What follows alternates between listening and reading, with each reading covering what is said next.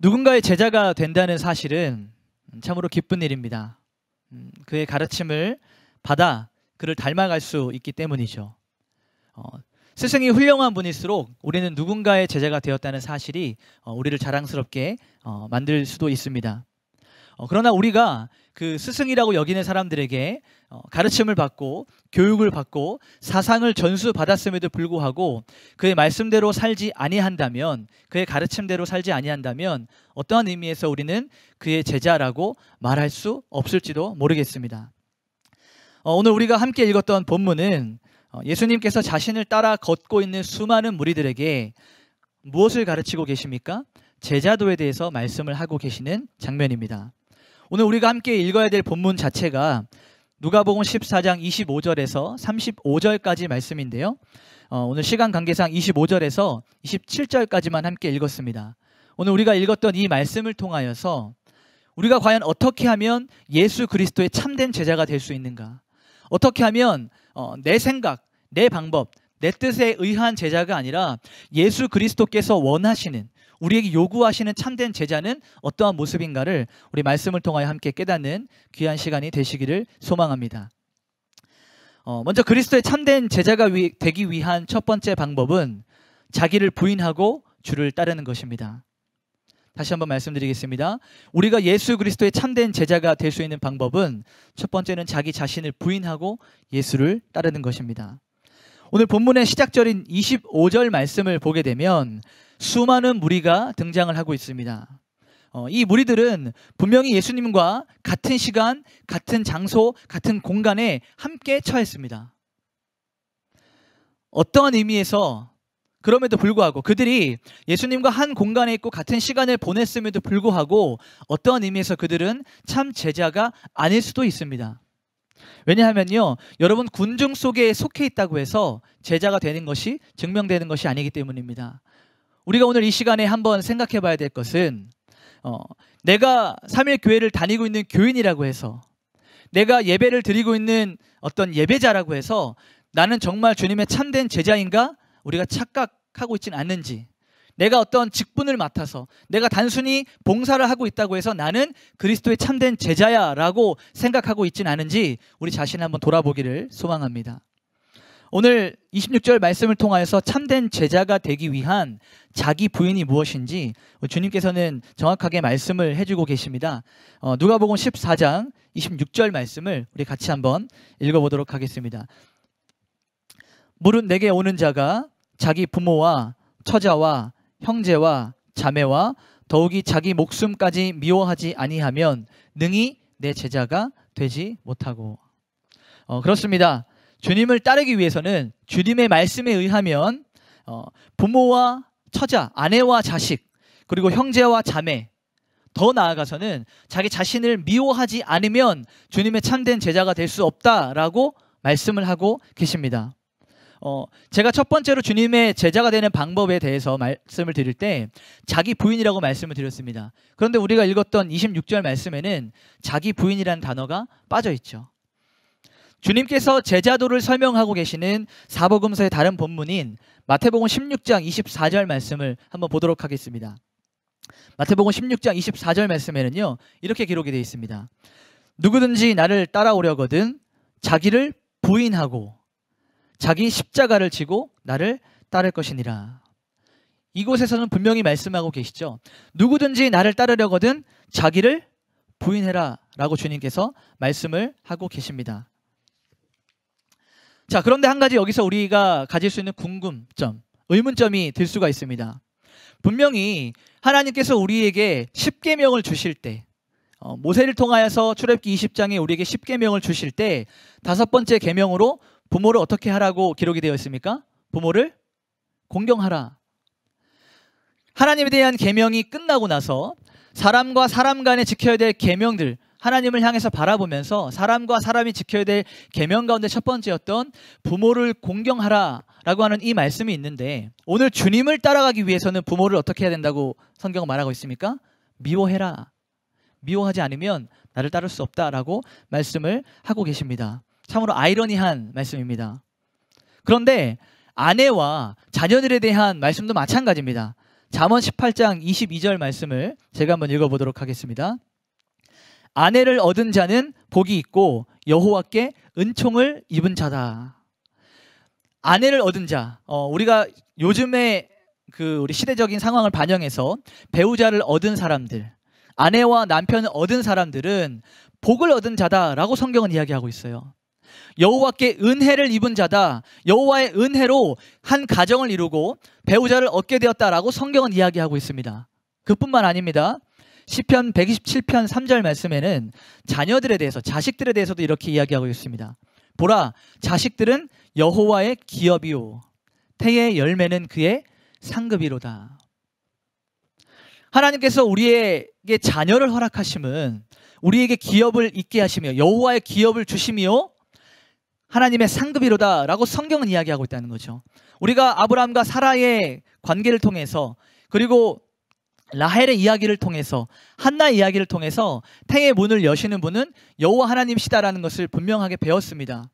우리가 구약 성경에서 이렇게 아내를 얻게 되는 것과 자녀를 얻게 되는 것은 하나님의 은혜다, 하나님의 기업이다, 하나님의 열매다, 하나님께서 우리에게 주신 축복이다 라고 배웠는데, 신약시대로 넘어와서 예수를 따르기 위해서는 부모를 미워해야 되고, 아내를 미워해야 되고, 자녀를 미워해야 되고, 더 나아가선 자기 자신까지 미워해야지만 참된 제자가 될 수 있다라고 하니 참으로 아이러니한 일이 아닐 수 없습니다. 그래서 우리가 본문을 조금 더 면밀하게, 세밀하게 살펴봐야 되는 이유가 바로 여기에 있습니다. 여기서 미워하다라고 표현되어 있는 이 단어는 우리 원어적으로 그 원뜻을 잘 해석해 보면 덜 사랑하다라는 의미를 가지고 있습니다. 그러니까 우리가 그 문자 그대로 알고 있는 누군가를 싫어하거나 미워하거나 증오하는 이러한 부분을 나타내는 것이 아니라 상대적으로 어떠한 대상보다 덜 사랑하는 것을 뜻하고 있습니다. 이것은 세모적인 표현인데요. 그러니까 다시 말해서 예수 그리스도의 제자가 된다 할지라도 부모를 사랑할 수 있습니다.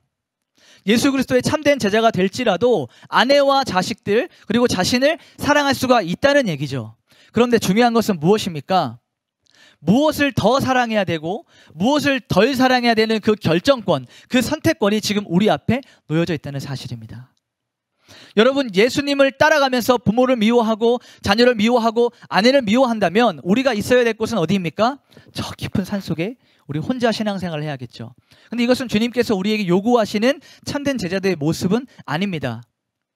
이것을 잘 정리해서 보면 우리가 예수 그리스도를 따라가면서 이 땅을 살아가면서 예수 그리스도를 우리의 사랑의 가장 최우선순위, 여러분 인생의 최고의 가치를 예수 그리스도에게 두지 아니하면 여러분이 다른 사랑하는 것들로 인하여서 예수 그리스도를 따라가는 참된 제자가 될 수 없음을 말하고 계신 것입니다.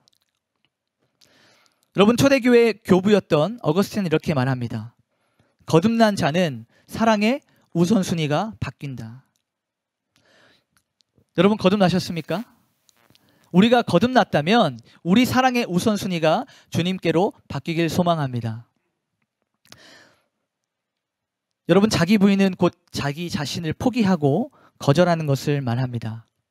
우리가 그리스도를 따르기 이전에 우리가 선택하고 우리가 사랑하고 우리가 가장 가치 있게 여겼던 부분들을 이제 주님 앞에 내려놓고 자기를 부인하며 참된 예수 그리스도의 제자가 되기를 소망합니다.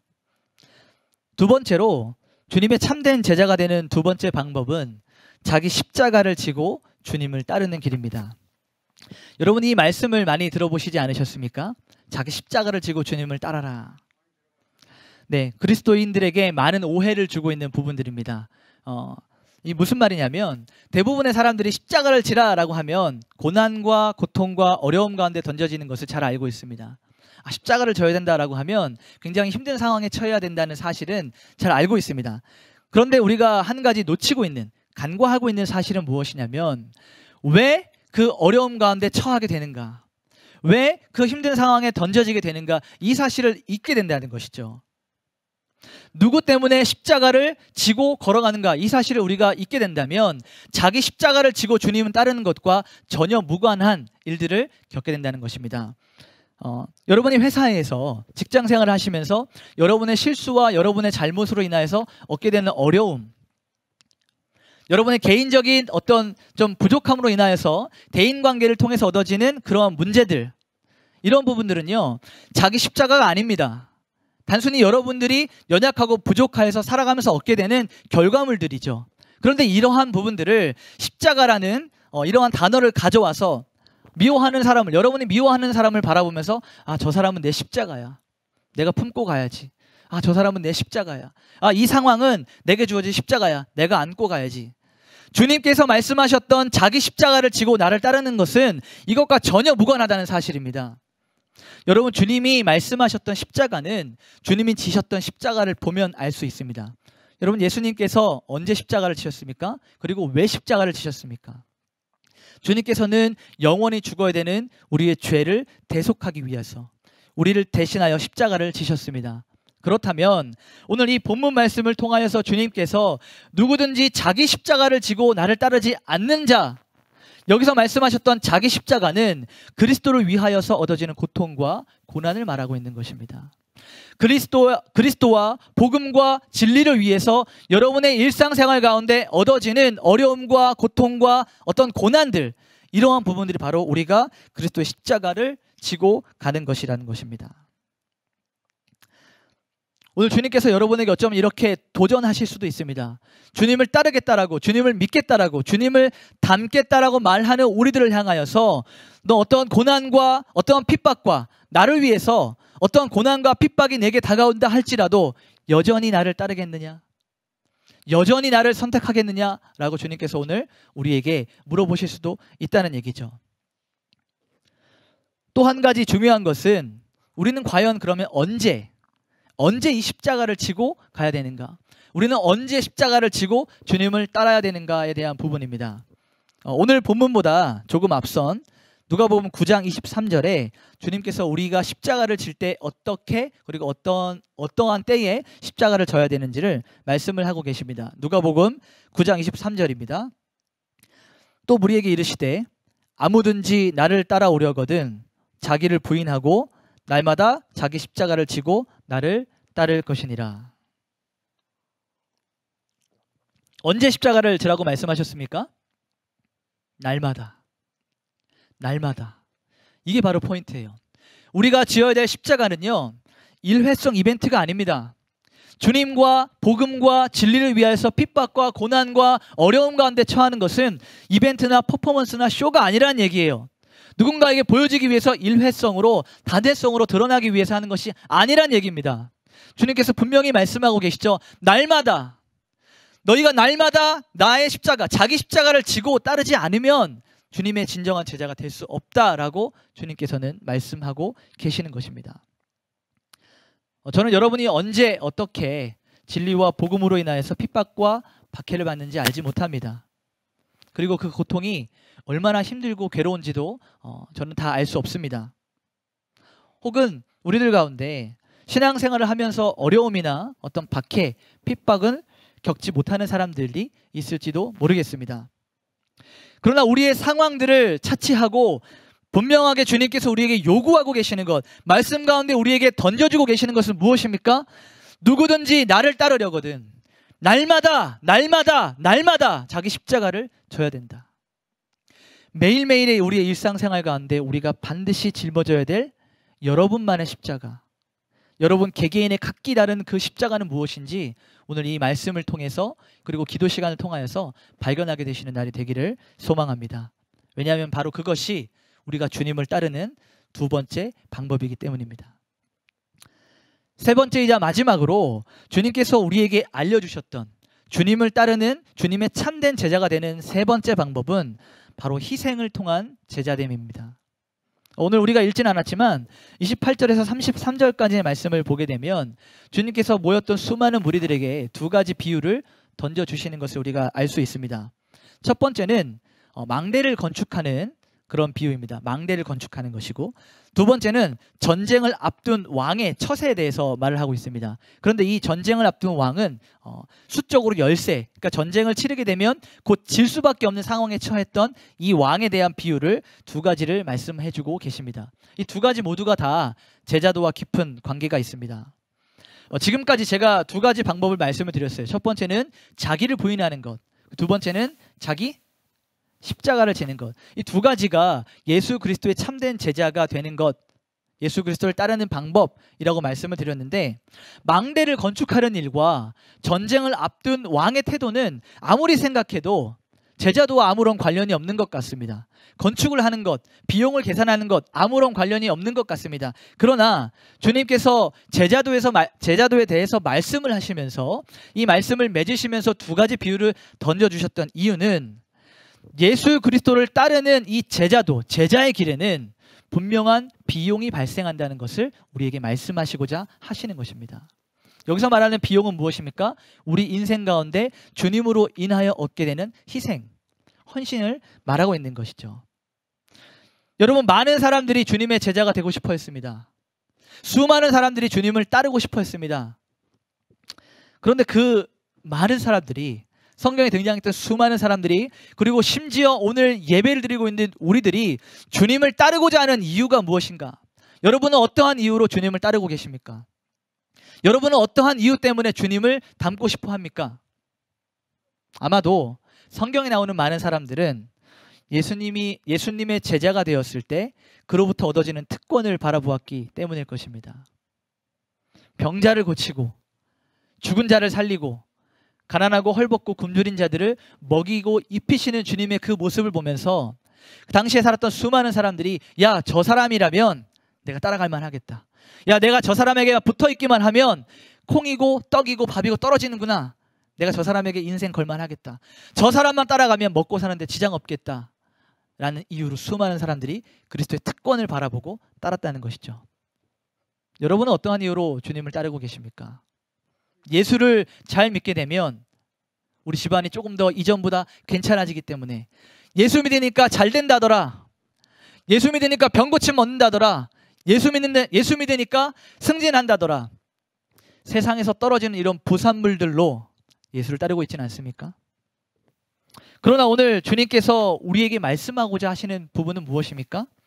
당신의 참 제자가 되기 원한다면, 예수 그리스도의 참 제자가 되는 길에 들어선다면 그리스도로 인하여서 얻어지는 특권뿐만 아니라 그에 대한 적당한, 합당한 희생과 비용이 발생한다라고 말씀을 하고 계시는 것입니다. 성경에 나오는 실예로 마태복음 19장에 부자 청년이 등장하게 됩니다. 그는 영생을 얻고자 주님에게 질문을 하고, 그리고 주님 앞에 나와서 자신이 얼마나 많은 계명들을 지키고 말씀대로 살았는지 주님 앞에 고백을 합니다. 어쩌면 그는 많은 사람들 앞에서 자신의 옳은 행위들에 대해서 인정을 받고 싶었는지도 모르겠어요. 제가 어려서부터 이 모든 계명들을 지켰습니다. 여기서 주님 말씀하셨던, 선생님 당신이 말씀하셨던 모든 일들은 이미 내가 어려서부터 해왔던 일들입니다. 이제 제가 영생을 얻기 위해서 무엇을 더 할까요? 라고 어쩌면 좀 거드름을 피는 모습으로 주님에게 접근을 했는지도 모르겠습니다. 그때 주님께서 이 청년을 사랑하는 눈동자, 사랑하는 마음으로 바라보시면서 이렇게 얘기하시죠. 마태복음 16장 21절 말씀입니다. 마태복음 16장 21절에 주님께서 그 부자 청년에게 이렇게 말씀을 하고 계십니다.